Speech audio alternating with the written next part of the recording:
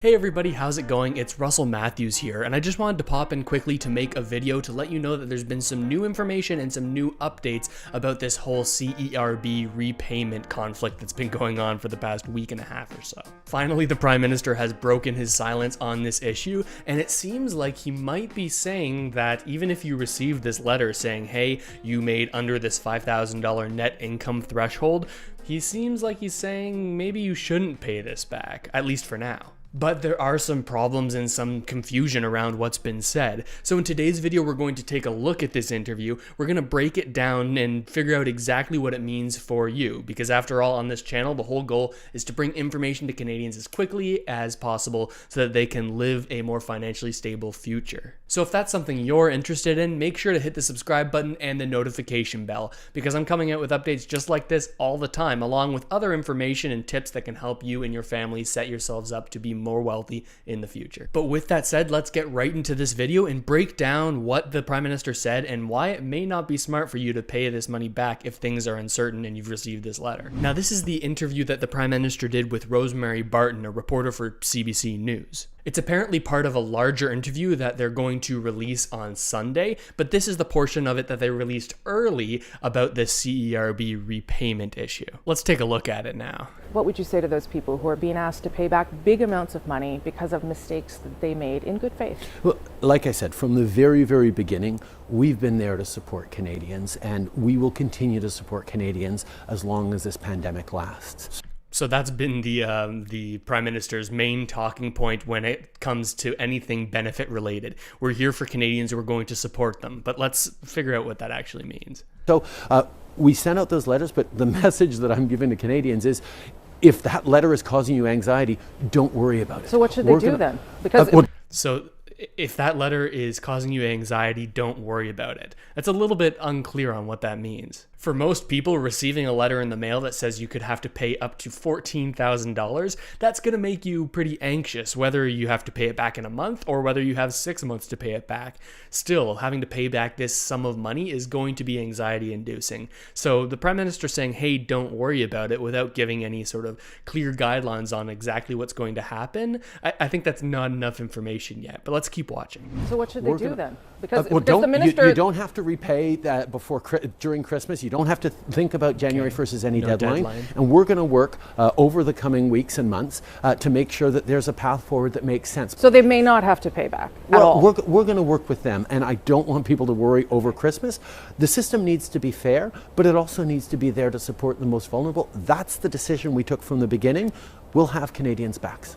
All right, so there's some information in there. The first thing he says is that you don't need to think of January 1st as any sort of deadline. There was sort of this narrative that was spun around this story that the deadline to pay this back was December 31st, but that was never true from the beginning. They were just saying, hey, if you pay this back before December 31st, it'll make tax time less complicated because the sheet that the CRA sends you won't have you paying tax on these benefits that you went and paid back and wouldn't have to pay tax on, if that makes sense. So he's sort of dispelling that myth, which is a good thing, right? If you're somebody who's received this letter, at the very least, you don't have this deadline that you may have interpreted the letter as saying you had. Then he says that they're going to work with Canadians over the next weeks and months to come up with a solution or a path forward that makes sense. So it seems like at this point, they haven't really made up their minds about what they're going to do with this situation. He sort of left it there in his language that they're going to have some wiggle room to make the decision. Generally, when somebody says, we're going to work with Canadians to figure this out, it's just sort of buying time for them to figure out what route they're going to take regarding this issue. Then you'll have noticed that Rosemary Barton said, so, okay, maybe people aren't going to have to pay this back at all, to which the Prime Minister responds, okay, we need to make sure the system's fair, but he doesn't take that off the table that that is something that could happen. But the really tricky thing is when he says, we have to make this system fair. And I think that's going to be his biggest challenge moving forward. Because even if the government does choose not to force Canadians to pay this money back, there are still a huge amount of Canadians who have made payments towards paying this back after figuring out that they were ineligible, whether it was from this letter that was sent out or whether it was even before that. Tons of Canadians have paid thousands of dollars back. So how is that going to make them feel if they end up forgiving this payback for other Canadians who are in the exact same situation as people who paid back the money? So you can see the challenge here. If you don't mind, because I'm just not clear, would the government consider forgiving those repayments, or setting up a payment plan? Like, what are you actually suggesting? Everyone's in different situations. We're going to work with people. We're going to look at what the options are, but I don't want people to worry about repaying. So forgiveness is a possibility for some people. There's a range of things we're going to look at. There are some more vulnerable than others. Like I said, a million repayments have already been made for people who made good faith errors. We're going to keep working with people because Canadians are fair and they want to make sure that we're supporting the most vulnerable. Okay, so that's an interesting stat that over 1 million payments have been made already, right? That makes the situation even more tricky because look at how many people have paid this back when they've been told to. So how is he going to handle this situation? It seems like he's not really giving any sort of concrete answers on what's going to happen. So maybe over the new year, he'll sort of figure something out. But the emphasis is you don't need to pay it back right now. Wait until we figured something out. And more, that seems to be the advice that I would most likely give to somebody is not to pay back this money, even if they've received the letter at this point. Now, before you get into my comment section and say, Russell, are you saying that people should just not pay this back, even if they clearly weren't eligible for it? No, that's not what I'm saying.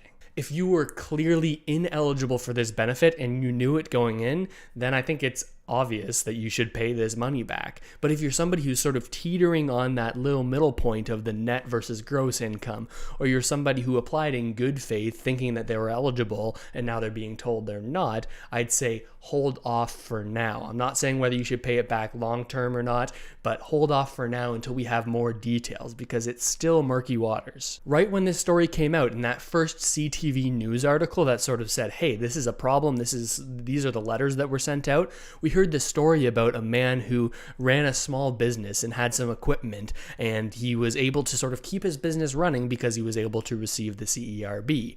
When he received the letter, he realized, oh my gosh, I have to pay this back, and he had to sell a bunch of the equipment for his business to pay this back, essentially putting him out of business. And I would hate for something like that to happen to you, right? Especially if in the long term it wasn't necessary, because we don't know where this policy is going to go.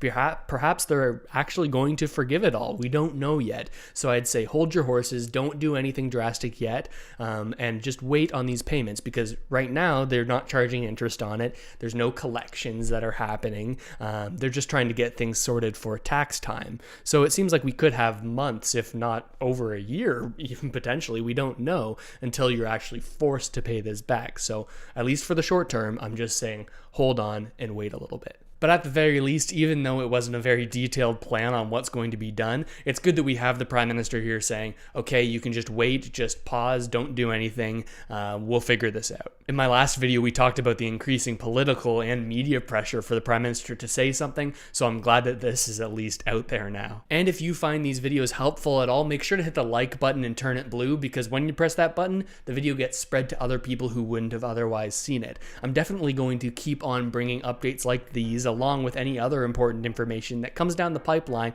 about Canadians and their money. So if you haven't already done so, make sure to hit the subscribe button and the notification bell so that you can constantly be updated on stuff like this. And with all that said, thank you so much for watching, everybody. I really hope this has helped you out at least a little bit, and I'll see you next time.